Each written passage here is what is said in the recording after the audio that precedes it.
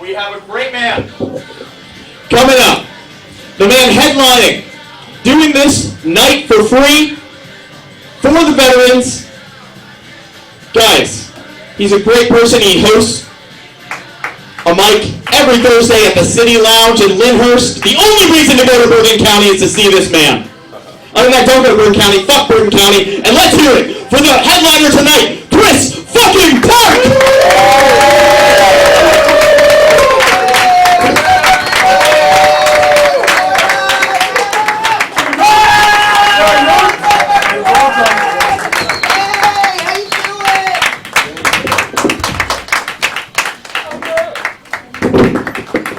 God, you know, the song doesn't hit as well when it's not louder, Johnathan. So, way to go. Way to guys. Give it up for Johnathan, man. He's doing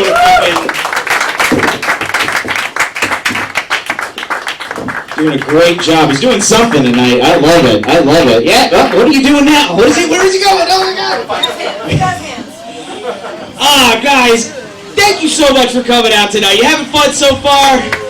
Absolutely. I'm loving it. Everybody else, give it up for the other comics, too. Come on. Doing an excellent job tonight. Dude, why are you giving me that look?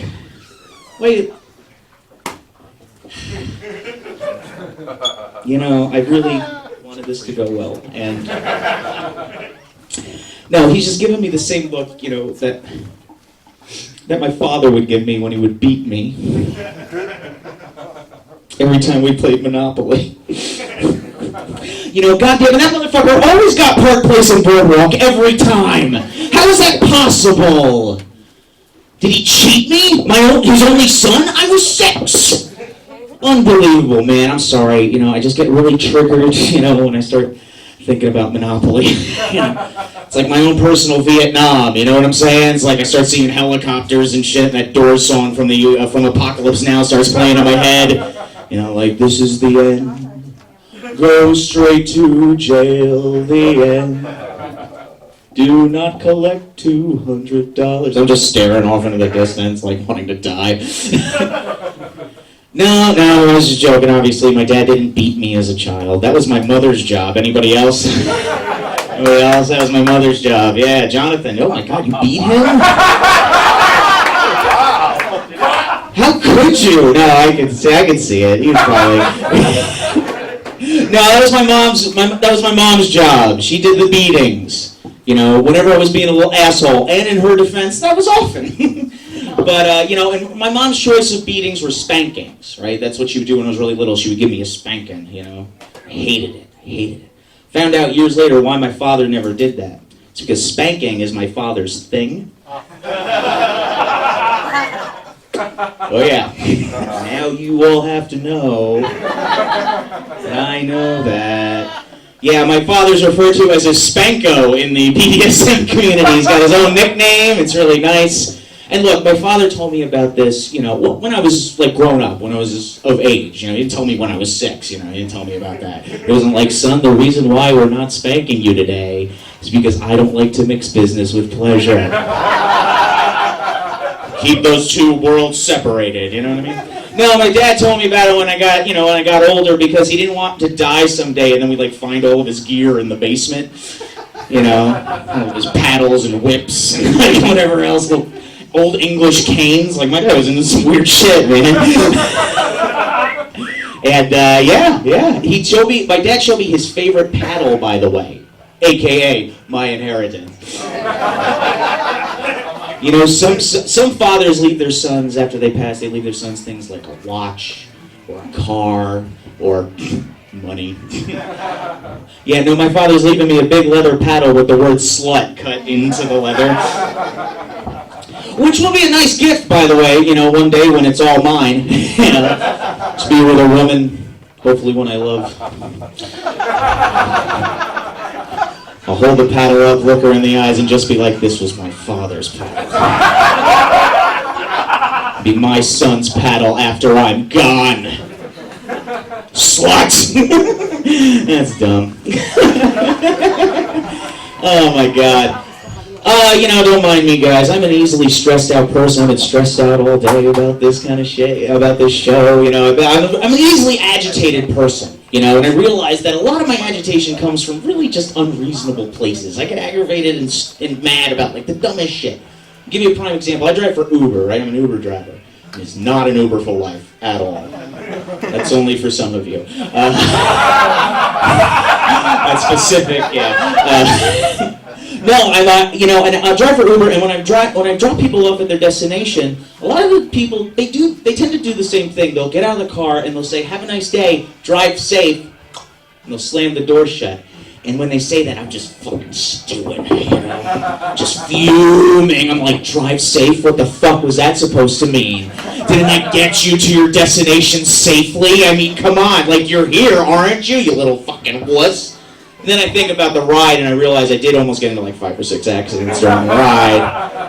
But that's not me. That's not my fault. That's the other cars doing this insane thing, going the speed limit. What the fuck? What the hell is that? How do you drive safely in New Jersey? I gotta go. I gotta make rides, man. There's a quest. I gotta do 30 rides by Thursday, or else I don't get that extra $20. I gotta go. Another thing that really aggravates me that makes no sense is when I'm having an interaction with someone, and they'll say something like, "Have a blessed day." Why don't you just keep that shit to yourself? You know what I mean? Why can't you just keep that? Why can't you wait till I turn around and you can do a little prayer leave me out of it. I don't want to hear it. Something about it's as if it's going to be a curse day if you didn't say anything. Unbelievable, man. I also get weirded out by this thing really bothers me that I get weirded out by it. You ever owe somebody some money and you ask them, "Hey man, I owed you that $10. Can I Venmo you?" And sometimes people will go, "Oh, I don't have Venmo. I only have Cash App." And I'm just like, ugh.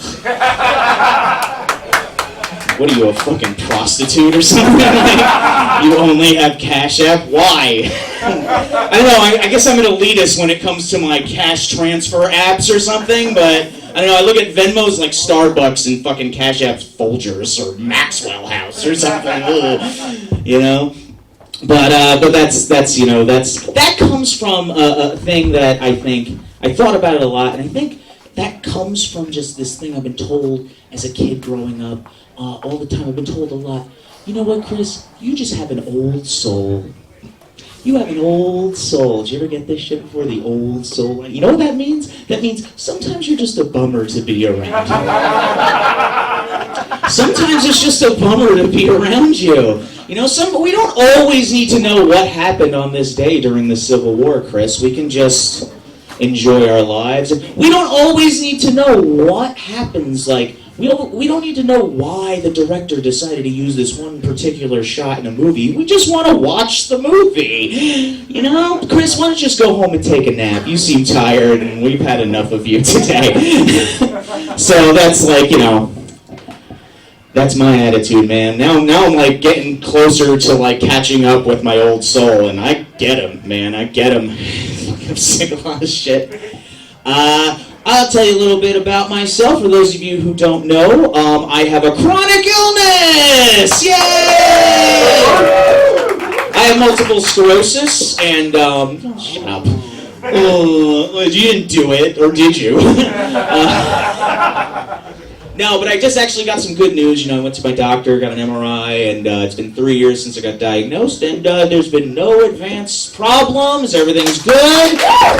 Everything's going good. Got a new little rejuvenation of life, Get good news like that. Now I'm headlining this. Hey, things are looking up, man. And, I tell you, I think about the day I got diagnosed. It was so weird. I was in a hospital bed. It was 3 in the morning. I'm just freezing. I'm just the whole night, it's so fucking cold. Why won't you just tell me why I'm here? I don't know why. And then all of a sudden the lights turn on. I get woken up by this Eastern European, I guess Russian doctor with this thick accent. He just comes in. He goes, "Mr. Park, we have looked over your MRI results, and it turns out we think you have multiple sclerosis. Good night." And then he just And he just like disappeared like he was Dracula. Like he turned into a mist or something and just left out of the room. And I was like in a daze because I had just gotten woken up, told I had multiple sclerosis, and I'm just like, "Hey, Mr. Putin, I'll talk to you tomorrow." Like it didn't click. The next day I asked the nurse who was transferring me to another. I said, "Hey, did some Russian vampire tell me I had multiple sclerosis last night?" And he's like, "Well, I don't know any Russian dudes around here, but yeah, dude, you have MS." I'm like, "Oh, great." So that was a fun time. That was a fun time. But hey, you know, it's just like one of those things. I'm feeling good, man. I'm feeling good about it. You know, I'm feeling good. Things are changing. Things are changing for me, you know. I just decided to leave a delivery job I was working at. I'm driving Uber full time, moving on up. And maybe I'll write a book about it in a year. I don't know.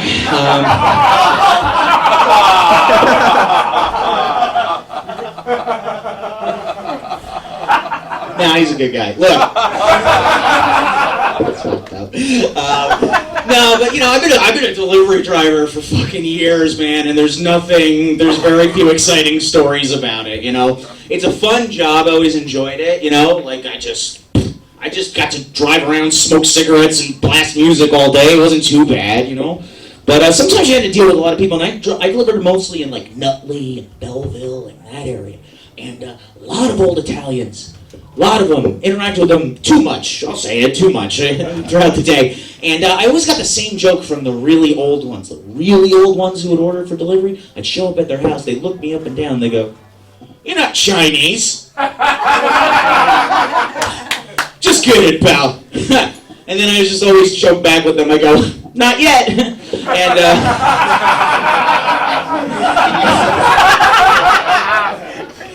And yeah, so that's just, you know, that's my day-to-day life. I had one time I was delivering to this guy, and he lived on like the 7th floor of this apartment building with no elevator, right? So that's annoying. The order was like $12.50. I know I'm not getting any more than like $2.50 fucking tip out of this guy. But I trudge up the stairs and I make it up there. By the time I get up there, he's waiting at the door. Before I can even put out my hand or just say hi, he cuts me off and he goes, "Give me the receipt." He snaps his fucking fingers in my face. You ever get that overwhelming urge to just kick someone right in the balls? Unbelievable. I'm gonna kick him in the balls, shove the receipt down his throat, throw him down the stairs. It's just like that angry, you know? And that's like this guy snapping his fingers at me like he's some sort of prince or a duke or something. It's like, why don't you throw a sack of gold coins to your landlord, tell him to build a fucking elevator in this place? Oh, he's so high and mighty. I was so mad, man. I was so mad. I went all the way back down. And I only got a $1.50 tip. He asked for $1 back from the $15 I got. What a prick, you know? And I get all the way down the stairs, you know, and I get back to my car, and I'm really pissed off. I'm just like really aggravated. And then I turn on the radio, and then immediately there was some story about Jeff Bezos, about how like he wants to buy the ocean now, or whatever the fuck. Like, but if I'm buying the ocean, it's mine! All the water is mine! And I got so pissed off, I just like, and I just couldn't help it. I just blurted out, like my left-wing brain just popped out and went, "Oh, you greedy capitalist pig!" And then as soon as I said that, Google voice command just popped up on my phone and went, "How can we help you today?"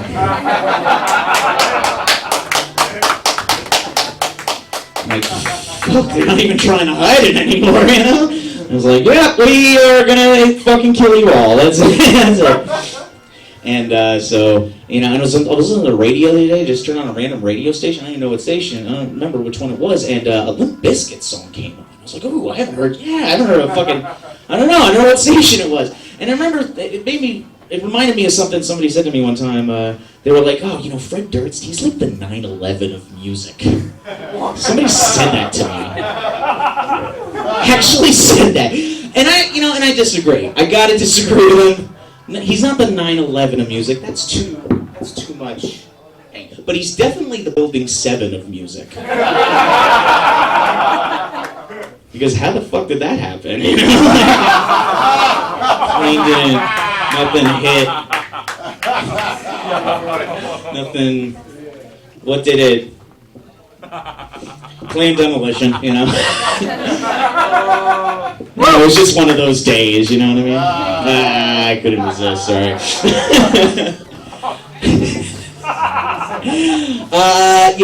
Recently, a friend of mine who's here tonight, but I won't point him out because, I don't want to make him self-conscious. But actually, no, it was this guy. He gave me...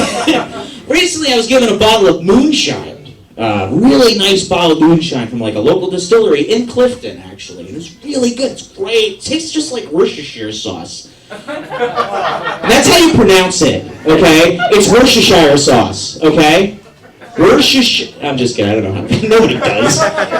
The guy who named it was like, it's fucking this. I need a drink, you know? Sounds like... It tastes like it. It tastes like a shot of like Worcestershire sauce on ice, you know, and it's really good. It's really good. And a friend of mine was asking me, he says, was it strong? I said, yeah, dude, it fucks you up. He goes, yeah, what's the proof? I said, the proof is I got drunk on it one night and made out with my cousin in an alley.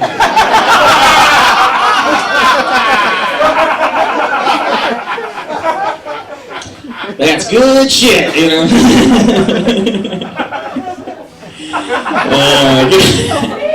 Oh my god. You guys having fun so far or what? My hosting duties. I'm naturally a host. I can't help it. I gotta constantly ask, do you love me? Are you in love with me? Anybody? Yeah. John is. That's my man right there. He's alright. I'm glad you beat him as a kid, though. Oh my god. So we're in a veterans hall. I have a few veterans in my family. My grandfather on my mother's side, he was a merchant marine in World War II. And on my dad's side, his father was actually in the Korean War. And, my dad's father and him didn't have a really good history. He was a bad alcoholic, mercilessly beat the shit out of my dad when he was a kid all the time, and then dipped out when he was like 8 years old. My dad was the oldest of 3 sons and a mother, and just, he had to become the man all of a sudden. He came back when my dad was like 16. He was missing a leg, missing his toes on the other foot. Just really bad stuff, and I always chalked that behavior up to like what happened to him in the Korean War, right? Like I have to imagine, like, this is just, he went through saw some horrible shit, had to do some horrible shit. And he took it, and unfortunately there was nothing to help him deal with it, so he took it out on my father. And I had a conversation with my dad recently about him, and I said all that to him, and my dad just kind of looked at me and went, he was a cook.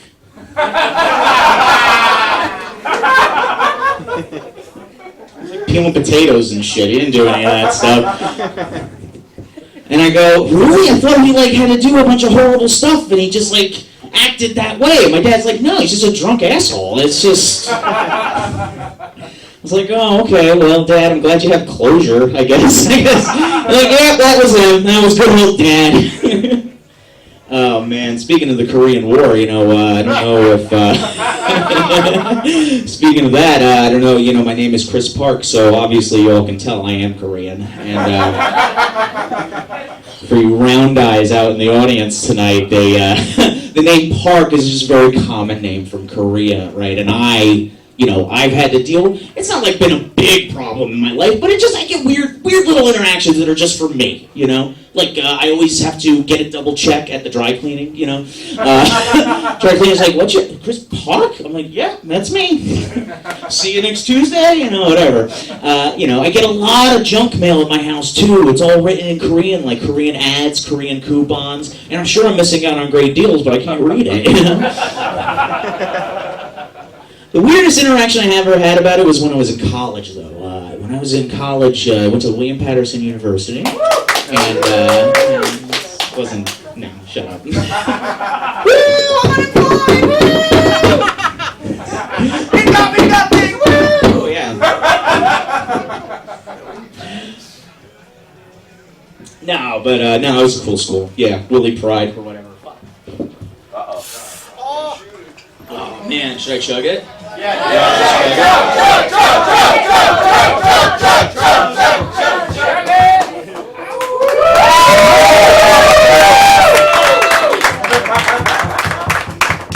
John, get me another one. I'm not joking. Yeah, go. Thank you, John. Give it up for John. He's getting another beer. No, but my weirdest interaction was when I was in college. Like I said, I went to William Patterson, and I would get text messages all the time. Emails all the time. The beer went right to my head. Sorry. I kept getting emails a lot to join the Korean club at the school. And it would happen like a lot, and it like once in a while I could ignore it, but like literally it got to the point where I was getting like 5 or 6 emails a day about like join the Korean club, like you're a Korean obviously, blah blah blah. So one day I finally emailed them back, and I said, John, guys, give it up for him.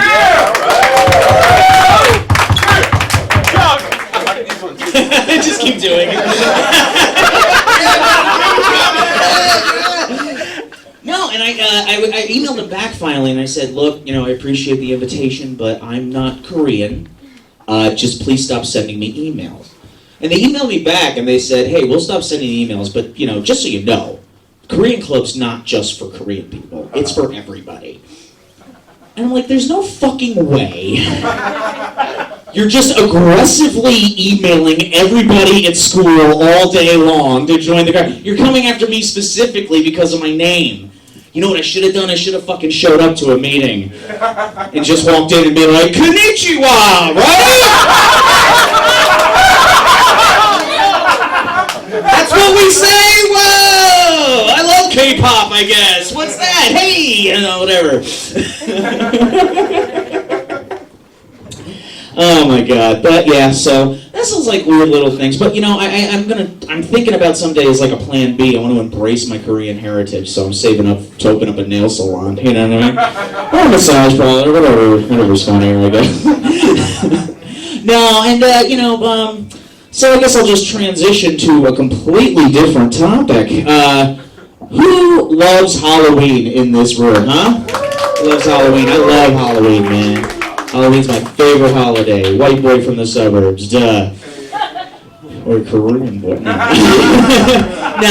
love Halloween. Obviously, I love the whole, the spooky times. I love doing the whole trick-or-treating with the kids and all that stuff. But I gotta tell you, man, these Gen Zers, these newer kids, they're fucking getting bold. They're getting a little too bold, man. A kid came up to my door and he was just like, I gave him his candy, and then he goes, hey, can I get some water? He's like, no, I don't really have any water to like hand out, like bottles or anything. He's like, I'll take a glass. Like, no, I gotta go to the kitchen, fill it up. It's like a whole thing. And he's like, that's fine, I'll wait. So finally, I just panic and go, no! And I slam the door in his face. I'm getting some rando teenager a glass in my house, He's gonna fucking cut himself with it or something, I don't know. And also, it's like, where does it end? Where does it end? I'm already giving out free candy. What do you want, a glass of water? You want to use the bathroom too? Hey, why don't you come in, put your feet up, we're watching Friday the 13th, hang out, get the fuck out of my house. He's also like 15, 16 years old. Like, that's a little too old to be trick-or-treating, am I right? Like, I think that's like, a little too old to be approaching my house with a mask on, Oh my god. But I just have weird interactions throughout the day, man. I just have weird things. Weird things happen to me, Like I was at a Stop and Shop recently to use the Coinstar machine so that I could buy drinks for tonight because I'm broke. And I was at a Coinstar, and the Coinstar, you exchange your change into cash, and they're always in like a tucked away little part of a grocery store, right? So I'm standing there, I'm doing my thing, and suddenly some woman who like isn't a customer there, she's not even employed, she comes up to me and she goes, hey, those machines, they charge you a big fee. It's like kind of a rip-off. I go, yeah, I know, but what are you gonna do? It kind of sucks. She goes, yeah, the amount of money that they charge you, it's rape. They literally rape you with the fees. It's rape. And I was like, miss? I appreciate the help. But do you mind not standing right next to me in this secluded part of a grocery store, screaming rape over and over again at the top of your lungs? Fuck's sake, it's not a good look for me, folks. It's not a good look, don't body shame, but like I kind of look, I give off a vibe, And besides, I looked at the fee, it's like 4 or 5%. That's not rape, come on. If anything, that's like, the equivalent of just like a hug that goes on a little too long, maybe a little hair sniffing. What can you do? Oh my goodness. But, that's my luck with women, am I right? I've been trying to date more, I've been trying to meet more women. Actually, just recently I went out speed dating. Anybody ever been speed dating before? It's just as sad as it sounds from that one woo. Now, speed dating's pretty fucking, it's weird. It's a weird vibe, because everybody's in this room just like, is it gonna happen? All the guys are. I just want to give you a little spoiler alert for the ending. Way more dudes than women. I don't know if anybody could guess that fucking part, And we go on the speed dating thing, and I get to the bar, and, I'm waiting for my drink, and I'm there with two buddies of mine. One of them, he's standing there just like with a water. I hope they like me. And the other one is sitting at the bar, and he's drinking like a glass of scotch or something. I don't know what he was drinking. And he's just sitting there, and he's sulking. And we're like, what's wrong with you? And he goes, none of these girls are going to like me because I'm 5'2" and I'm fat. I go, tough shit, man. I mean, I don't know what to tell you. Maybe not go in with that kind of attitude. Maybe that's my first bit of advice, maybe there's going to be like a 6'9" beautiful Amazonian woman who just loves short little monkey men like you. You can climb up top and, fuck her in the mouth, and she's like, I love him. You never know.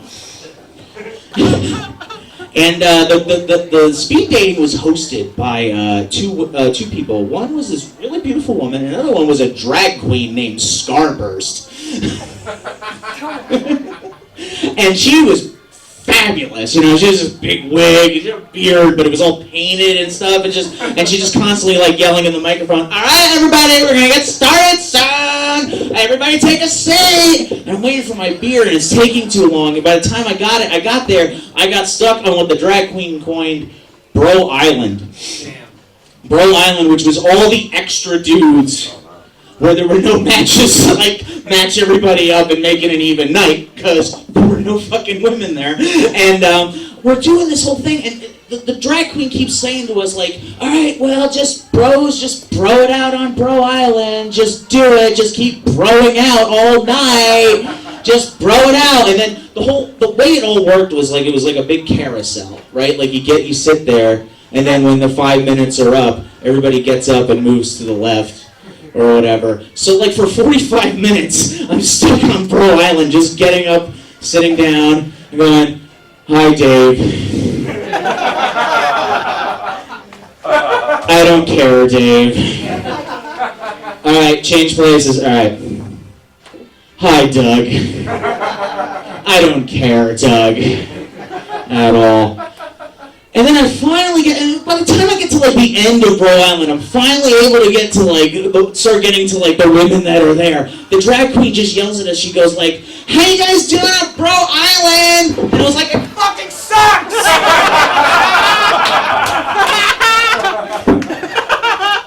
My fifth beer at that point, She's like, no it doesn't! I'm just sitting there for the last 5 minutes, Googling if it's a hate crime to punch a drag queen. I was like, oh, fuck, take that wig off, I'll beat the shit out of you, Now, and then finally, and then it's just the girls, at this point, like I said, I was sitting there for 45 minutes, by the time I got to the girls, every single one of them was just is your name Chris? I don't care, Chris. I don't care at all. Oh, okay. Hi, I'm Tiffany, I don't care. And we were supposed to get our matches by now through email, and I didn't get any. But whatever. It's annoying. No, but it's annoying because I made every one of them laugh. Isn't that every one of them? But hey, man, that's dating. That's dating, right? That's love life, man. I gotta tell you though, what sounds easy, or whatever seems easier for some people than others, I think the guys on this new reality show I just found out have it made, man. They're gonna find real love. You guys heard of this reality show, Love After Lockup? Yeah. What a sick, disgusting fucking culture we live in, man, that this is entertainment, you know what I mean? Love After Lockup. Love After Lockup. These men who have been their lives have been completely destroyed by a corrupt judiciary system, a corrupt prison industrial complex, all that shit. Their lives have been completely destroyed. They can't find a house, they can't find work, they can't probably find food, but god damn it, we're gonna film them finding love. And that's absolutely beautiful to me, man. I want to get on that fucking show, but you gotta go through a lot of shit, you know? That's the weirdest part. Like, that creates like an incentive for people in prison, or people to go to prison, like, hey man, I go to prison, do a few years, I can get on Love After Lockup, you know what I mean? Find myself a boo, you know? Like, what a disgusting place, holy shit. But that's dating, man, you know, that's dating, you know, it's rough, you know, it's rough, you know, I don't consider myself really a ladies' man, you know, I've never been one of those. You know, I try, but sometimes the universe just throw me curveballs, you know? Sometimes the universe will just throw me shit I'm not seeing coming. Like one night I was talking to this woman at a bar, and we're hitting it off. We seem to be doing good. Everything's going great. She's really cute, whatever. And then finally, at one point she just goes, hey, do I know you from somewhere? You know, I'm trying to be slick, you know, so I'm just like, yeah, from your wildest dreams, you know what I'm saying? And she's just like, no. Hey, do you go to TD Bank? And I was like, yeah, I have a checking account at TD Bank. She goes, I'm a teller at the bank. I work through the drive-thru. I've handled your deposits several times. That's how I know I've seen you before. Now to her, I'm just like, oh. But in my head, I'm like, fuck. This woman knows how much money isn't in my checking account. You know what I'm saying? She's seen too little. She's seen too little. I can't even bullshit her at that point and be like, oh, that's cool. Can I buy you a drink? She'd just be like, no. No, you can't. You really can't. I don't want you coming to the bank tomorrow and asking me, do I have to pay the overdraft fee? Come on. Didn't we have fun? Didn't we have a fun time? Oh, my God. So, how you guys doing so far? How you guys hanging out? Yeah, man. Yeah. What's your name, man? John, what do you do? Storage worker. Storage worker? Sewage! Oh, see, my brain was like, no, he said storage. No, that's cool, man. That's cool. Yeah. What do you do, man? This is my attempt at crowd work. See how good it's going. What do you do, dude? UPS? Yo, let's get back to the sewage guy. Yo, how much... No, because I feel like I passed you off, and goddamn it, he works with poop, and I should be able to work with this. Let me ask you something, because I had a cousin who was he did an internship at a sewage plant. Are there like tomatoes growing in the cracks? I'm out on the road. I have no idea. Oh, okay, all right. No, because I had a cousin who used to intern for like a sewage waste plant because he was like in school to be an engineer, and he said that was one thing that they were like, because like the poop got everywhere, right? And the tomato seeds in your poop would land up in like the cracks in the pavement, right? And then all of a sudden there would just be like fucking wild tomato plants growing in the parking lot. You want to know the worst part? The workers would go and fucking pick the tomatoes and take them home. Don't you love recycling? Or whatever it is? Oh my god, it's beautiful. It's beautiful. You gotta face it. What? You gotta face it? I heard you. Yeah, please. I'm here to talk to you. Yeah. Nah, just... It's all good. It's all good. You know, guys, I gotta say, though, about all the dating stuff, you know, all the stuff about, like, women and stuff, I don't want you to think, though, that I'm not getting anything. You know, recently I was invited to an orgy. Yeah. Absolutely. And, you know, it wasn't like a... My friend told me it wasn't like a normal orgy, you know? I know a lot of you are like, yeah, we love orgies. We came from one to come here tonight. No, it's not a normal orgy. It was like a kinky, like BDSM kind of thing, you know? Like he wanted to be like, yo, my girl, she wants to be humiliated, man. She wants us to humiliate her. So it was like, cool, dude. What are we gonna do to her? Are we gonna like tie her up and draw slut on her tits and like yell at her a lot? I've seen some videos, folks, alright? Like, don't fucking kink shame me. You can body shame me, don't kink shame me.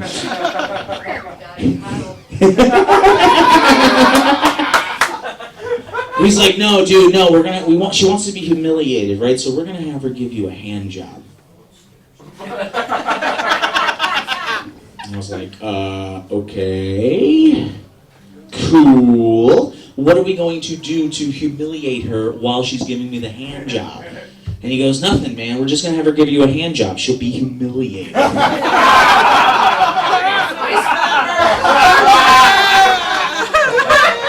was like, oh, man.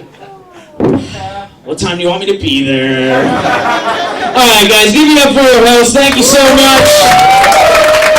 Give it up for all the critics. Give it up for the DAV. Give it up for this fucking guy. Fucking Park!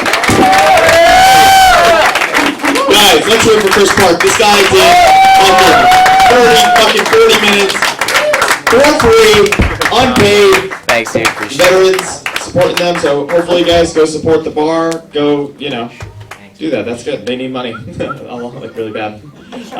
Let's hear it again for Chris tonight, guys. So you did it. You fucking did it. And it was very funny. Okay. Thank you guys so much for coming. We got.